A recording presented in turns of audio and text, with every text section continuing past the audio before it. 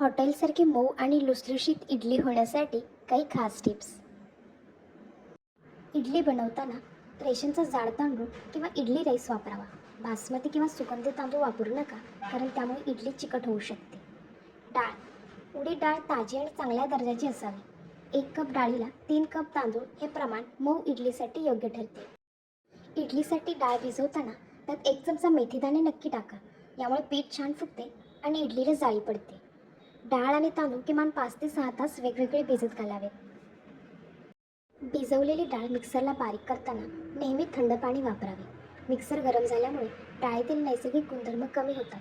थंड पाण्यामुळे पीठ फ्लफी म्हणजेच फेसाळ राहते. आता दुसरी टीप.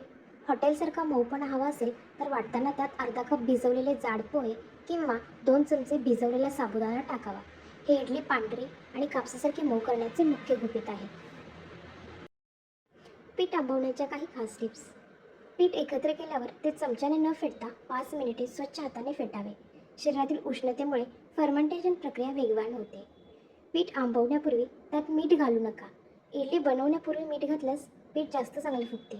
हवामान. थंडीच्या दिवसात पीठ लवकर फुगत नाही.